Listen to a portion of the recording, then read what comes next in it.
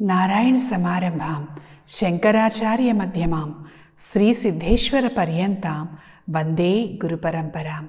పరమ పూజ్యులు పరమహంస పరివ్రాజకాచార్యులు కృత్తాళ శ్రీ సిద్ధేశ్వరి పీఠాధిపతులు శ్రీశక్తిపీఠ వ్యవస్థాపక పరమాచార్యులు నడిచే దైవమైనటువంటి జగద్గురువులు శ్రీ శ్రీ శ్రీ సిద్ధేశ్వరానంద భారతి మహాస్వామి వారి పాదపద్మములకు ప్రణమిలుతూ ఆరక్తజిహ్వాం వికటోగ్రదంష్ట్రాం శూన్యాంబరాం సుందరభీషణాంగీం కరత్రిశూలాం గళముండమాలాం కాళీం కరాళీం సతతం భజామి.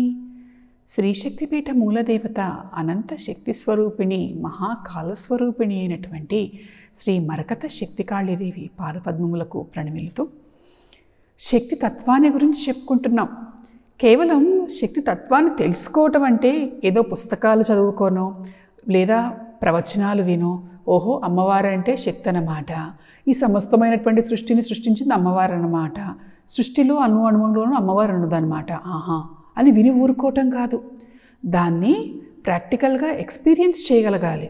ఎలా చేయగలుగుతాము అంటే అసలు అమ్మవారు మనం పిలిస్తే పలుకుతుందా, మనం అడిగితే వస్తుందా, ఎలా పిలవాలి, ఏం అడగాలి అనంటే అమ్మను ఏదైనా అడగచ్చు.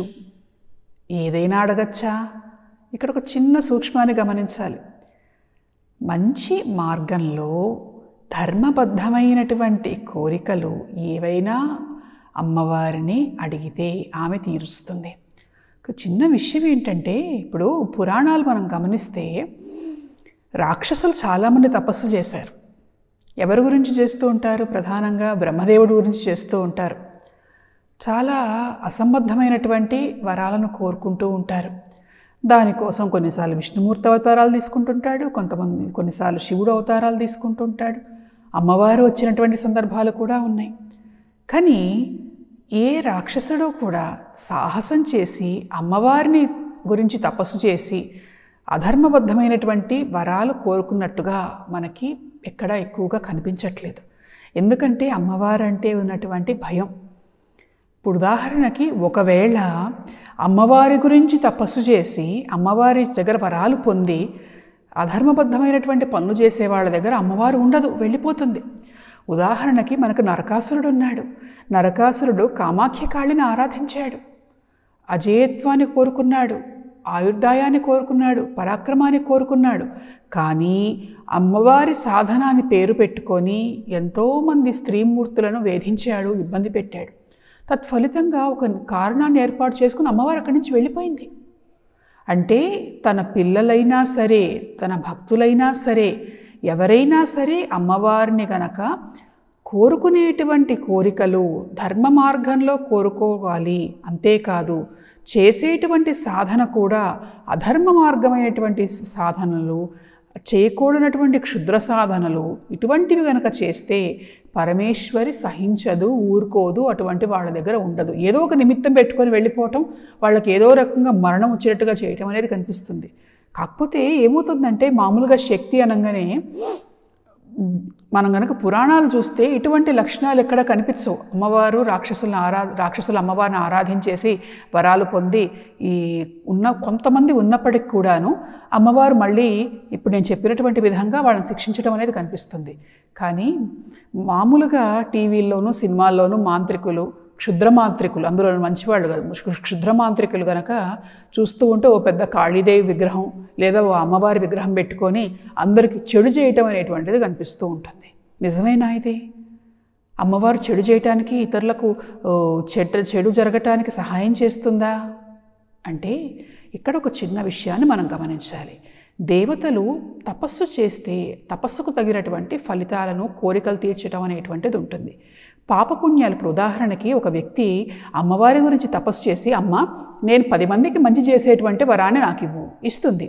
ఆ 10 మందికి మంచి చేయటం వల్ల వచ్చినటువంటి పుణ్యం అమ్మవారికి వెళ్ళదు, చేసినటువంటి వాడికి వస్తుంది. ఆ పుణ్యం వల్ల ఇంకా అమ్మవారి అనుగ్రహం పొందగలుగుతాడు, ఇంకా సాధనలో ముందుకు వెళ్ళగలుగుతాడు, అనుకున్నవి సాధించగలుగుతాడు. అదే ఇంకొక వ్యక్తి వచ్చి అమ్మ నాకు ఫలానా వాడిని సంహరించడానికి శక్తినివ్వు, ఫలానా వాడిని నాశనం చేయడానికి శక్తినివ్వు అంటే ఇస్తుంది, తప్పదు.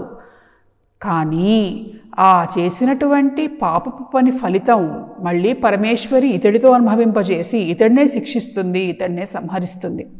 కాబట్టి పాపపుణ్యాలు అనేటువంటివి మన జీవితంలో మన జన్మలుగా వస్తున్నటువంటి పాపపుణ్యాలు మన జీవితాన్ని నడుపుతున్నప్పటికీ కూడా మన బుద్ధిశక్తితో దేవతలను ఏం కోరుకోవాలి, ఏం కోరుకోకూడదు అనేటువంటిది జాగ్రత్తగా చూసుకోవాలి. ఇది ఎలా వస్తుంది, మనకి ఏం చేస్తే వస్తుంది అని అంటే ప్రధానంగా 4 మార్గాలు చెప్పారు. పూజా కోటి సమం స్తోత్రం, స్తోత్ర కోటి సమం జపః, జపకోటి సమం ధ్యానం, ధ్యాన కోటి సంలయః.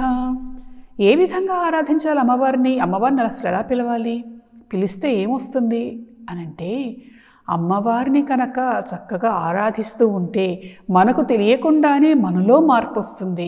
మన చుట్టుపక్కల కూడా దేవి శక్తి ప్రభావం వల్ల ఒక ఆహ్లాదకరమైనటువంటి వాతావరణాన్ని మనం ఏర్పాటు చేసుకోగలుగుతాం. అందులో ముఖ్యంగా ప్రధానమైనటువంటిది ఇంట్లో రోజు ఏం చేయగలుగుతాము, పూజ చేసుకుంటాం. దేవాలయానికి వెళ్ళి ఏం చేస్తాం, మన పేరు మీద పూజలు చేయించుకుంటాం. ఈ పూజ చేసుకుంటే ఏమొస్తుంది అనంటే పూజలో దేవి తత్వాన్ని మనం అమ్మను ఆరాధిస్తూ మనకు కావలసినటువంటి కోరికలు కోరుకోవటం చేస్తూ ఉంటాం. ఆ పూజ కంటే కూడాను ఇంకొంచెం ఎక్కువ శక్తిని మాకు కావాలి, తొందరగా అమ్మవారి అనుగ్రహం కావాలి. ఎలా అంటే పూజా కోటి సమం స్తోత్రం, కోటి పూజలు చేసిన దానితో సమానమైనటువంటిది స్తోత్రపారాయణ. ఎందుకని అనంటే ఇప్పుడు పూజ చేయాలి, ఎలా చేస్తాం, పూజలు ఎవరం చేస్తాం, మనుషులు చేస్తారు పూజ. దానికి కావాల్సినటువంటి వస్తువులు, ప్రకృతిలో ఉన్నటువంటి వస్తువులను సేకరించి ఒక మనిషి తన నోటితో తను మంత్రం చదువుకుంటూ పూజ చేస్తాడు. అంటే మానవులలో నుంచి వచ్చినటువంటి శక్తి, మామూలు మనుషుల్లో నుంచి వచ్చినటువంటి శక్తి. అదే స్తోత్రాలు ఎక్కడి నుంచి వచ్చాయి, ఋషులు మనకు అందించారు. ఇది అగస్త్యుడు చెప్పినటువంటి స్తోత్రం, ఇది శంకరాచార్యుల వారు చెప్పినటువంటి స్తోత్రం. అంతేకాదు లలితా సహస్రనామావళి కనుక చూస్తే వశిన్యాది వాగ్దేవతలు చెప్పినటువంటి స్తోత్రం. మానవ వాక్కు కంటే ఒక ఋషి వాక్కుకి 1,000,000 రెట్లు ఎక్కువ ఫలితం ఉంటుంది, ఎక్కువ శక్తి ఉంటుంది. కాబట్టి స్తోత్ర పారాయణ చేస్తే, అంటే ఒక విష్ణు సహస్రనామ పారాయణ, లలితా సహస్రనామ పారాయణ, లక్ష్మీ సహస్రనామ పారాయణ, ఇటువంటివి చేస్తే అమ్మవారి అనుగ్రహం, దేవతల అనుగ్రహం తొందరగా వస్తుంది. ఇంకొంచెం వేగంగా కావాలి మాకు అంటే స్తోత్ర కోటి సమం జపః, 1,000,000 స్తోత్రాలు పారాయణ చేసినటువంటి ఫలితం ఒక్కసారి జపం చేస్తే వస్తుంది. ఏమిటి జపం అంటే, దేన్ని జపిస్తాము అనంటే మంత్రాన్ని జపిస్తాము. స్తోత్రాలు మనకు ఋషుల నుంచి వస్తే, మంత్రాలు దేవతల నుండి వచ్చాయి. ఆ దేవత యొక్క శక్తి నిక్షిప్తం, మామూలుగా మూలమంత్రం అంటారు, ఏమిటి మూల బీజం అంటారు. ఏమిటి అంటే ఆ శబ్దముల ద్వారా పరమేశ్వరి శక్తిని ఆవాహన చేయటం. పరమేశ్వరి శరీరం మొత్తం కూడా ఒక శబ్ద ఆకృతిని తీసుకుంటే అది మంత్రము. అటువంటి మంత్రం కనుక జపం చేస్తే 1,000,000 స్తోత్రములను కనుక పారాయణ చేస్తే ఎంత శక్తి వస్తుందో అంత శక్తి వస్తుంది. ఇంతవరకు ఏమిటి అనంటే జపం చేయటం వరకు చక్కగా బాగానే ఉంటుంది. ఇక్కడ ఇంకొకటి వస్తుంది చూడండి, జపకోటి సమం ధ్యానం. 1,000,000 సార్లు జపం చేసిన ఫలితం కావాలి అని అంటే ధ్యానం చేయండి. ధ్యానం అంత తేలిగ్గా కుదురుతుందా? మామూలుగా రానటువంటి ఆలోచనలు కూడా కళ్ళు మూసుకొని అమ్మవారి ముందు కూర్చోగానే వస్తాయి మనకి.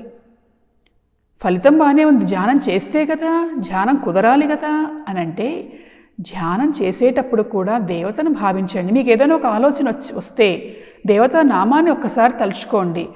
దేవత ముందు ఒక దీపాన్ని వెలిగించి ఆ దీపాన్ని చూస్తూ చేయండి, లేదా దేవత చిత్రపటాన్ని చూస్తూ చేయండి ధ్యానం. మెల్లిగా కళ్ళు మూసుకొని అలవాటు చేసుకోవచ్చు. ఇంతేనా, ఇంకా ఏమన్నా ఉన్నాయా అంటే ధ్యానకోటి సమం లయః, అసలు ఆలోచనే లేనటువంటి స్థితి. పరమేశ్వరి నేను ఒకటే అనేటువంటి ఆ అద్వైత స్థితి, సమస్తమైనటువంటి ఆలోచనలు కూడా లయమయ్యేటువంటి సమాధి స్థితి ఏదైతే ఉన్నదో, అంటే మనసు కూడా ఉండకూడదు అక్కడ.